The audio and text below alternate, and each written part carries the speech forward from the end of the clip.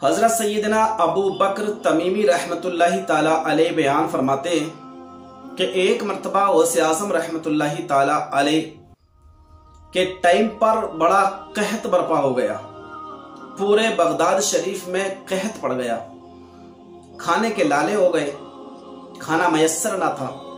और गौसे आज़म रहमतुल्लाहि ताला अलैह बयान फरमाते हैं यहाँ पर कि मेरे साथ ही ये मामला नहीं था, बल्कि तमाम का रिज्क खत्म हो गया था। सारे की सारी कौम, सारे के सारे मुसलमान, पूरी कौम एकदम खाने के लिए परेशान थी। तो गौसे आज़म रहमतुल्लाहि ताला अलैह के दिल में ख्याल आया कि चलो क्यों ना दरिया दजला की तरफ चला जाए और वहां जाकर के देखेंगे कि हो सकता है वहां पर कुछ घास हो, कुछ हरी पत्ती मिल जाए, जिसकी बुनियाद पर उन्हें खाकर के गुजारा कर लिया जाए। आप रहमतुल्लाहि ताला अलैह उधर को कोच किया। जब दरियाए दजला के किनारे आप पहुंचे ना, तो आप खुद बयान फरमाते हैं, यानी कि अबू बकर तमीमी रहमतुल्लाहि ताला अलैह गौसे आज़म का कौल नकल करते हैं, यानी गौसे आज़म खुद बयान फरमाते हैं कि वहां पर मुझसे पहले सैकड़ों लोग मौजूद थे और वो भी इसीलिए आए थे कि कुछ हरी पत्ती मिल जाए, कुछ घास मिल जाए, जिसे खाकर के गुजारा कर लिया जाए। हजरत गौसे आज़म रहमतुल्लाहि ताला अलैह वहां गए, जाकर के माजरा देखा कि वहां तो बहुत सारे लोग ऑलरेडी पहले से बैठे हुए हैं। आप वापस तशरीफ ले आए, यानी फिर बगदाद की तरफ आप तशरीफ ले आए। आप आकर के फिर बंदा कहाँ जाता है, जब हारा मांदा होता है ना, तो उसका दिल और कहीं नहीं लगता, वो सिर्फ अल्लाह रब्बुल इज्जत की बारगाह में हाजिर हो जाता है। मस्जिद में दाखिल हुए, सहने मस्जिद में देखा कि एक शख्स अच्छा खाना तनावुल कर रहा है। जब आप मस्जिद में पहुंचे, उस शख्स ने आपको आवाज दी कि आइए जनाब, आप भी खाना खा लीजिए। हज़रत सैयदना गौसे आज़म रहमतुल्लाहि ताला अलैह उससे पहले बयान करते हैं कि मेरी कंडीशन ये थी, मेरी कैफियत ये थी कि जब वो शख्स खाना खा रहा था और मैं जब उसकी तरफ देख रहा था, वो जैसे ही लुकमा तोड़ता अपने मुंह की तरफ ले जाता तो मेरा मुंह ऑटोमेटिक खुल रहा था। यानी कि इतनी 3 दिन से 4 दिन से आप फाके थे, बिल्कुल कुछ नहीं मिला था और कम से कम 20 दिन का फाका हो चुका था।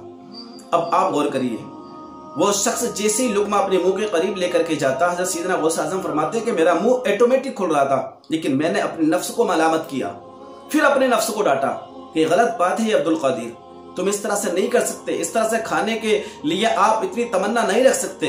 अल्लाह अकबर। लेकिन उस शख्स ने आपको मुखातब किया और अपनी जानिब बुला लिया, आइए खाना खा लीजिए। हज़रत सैयदना गौसे आज़म रहमतुल्लाहि ताला अलैह उसके करीब गए। जाने के बाद में हाथ धोए, हाथ धोकर खाने पर बैठ गए, दस्तरखान पर बैठ गए। इतने में गौसे आज़म रहमतुल्लाहि ताला अलैह ने कुछ सवालों जवाब किए। वो शख्स बयान करता है कि आपका नाम क्या है, यानी वो शख्स पूछता है कि ये खाना जो मैं खा रहा हूं, ये किसी की अमानत खा रहा हूं।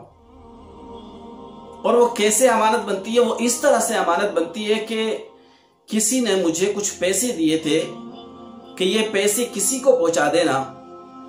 आज मुसलसल 3 दिन से मैं उस इंसान को ढूंढ रहा हूं, बंदा खुदा को ढूंढ रहा हूं, और बंदा खुदा मुझे नहीं मिल रहा है। अब 3 दिन से मेरे साथ में जो पैसे थे वो भी खत्म हो गए और जो मेरा खाना था वो भी खत्म हो गया। अब 3 दिन हो गए और फाके पे फाका मुझे हो रहा है। अब 3 दिन गुजरने के बाद में मेरे दिल ने ये गवारा ना किया कि क्यों ना मैं, अब 3 दिन हो चुके हैं, इन पैसों से कुछ खाना खरीद करके खा लूं ताकि मेरी जिंदगी तो बच जाए। अल्लाह अकबर। फिर इतने में उस शख्स ने पूछ लिया, ए बंदे खुदा, तेरा नाम क्या है? तो आप बयान करते हैं कि मेरा नाम अब्दुल कादिर है। वो शख्स फिर पूछता है, क्या तुम जीलान के रहने वाले हो? बोले हाँ, मैं जीलान का रहने वाला हूं। अल्लाह अकबर। उस शख्स का हाथ वहीं रुक गया, खाना खा रहा था, खाना उसका वहीं ठहर गया और माजरत तलब करने लगा, माफी तलब करने लगा, ए अब्दुल कादिर मुझे माफ कर दें, इसलिए कि ये जो पैसे से मैंने खाना खरीदा है, अपनी मनपसंद का जो मैं खाना खा रहा हूं, ये आप ही की अमानत है, आप ही का पैसा है, आपकी वालिदा मोहतरमा ने मुझे दिया था आप तक पहुंचाने के लिए। अल्लाह अकबर। हज़रत गौसे आज़म रहमतुल्लाहि ताला अलैह ने आपको समझाया, आपको कहा कि आप फिक्र ना करें, आप मेरी अमानत खा रहे हैं लेकिन आप फिक्र ना करें, कल बरोज़े महशर अल्लाह तबारक व तआला की बारगाह में मैं आपकी शफाअत करूंगा। तो ये है शान गौसे आजम रहमतुल्लाहि ताला अलैह।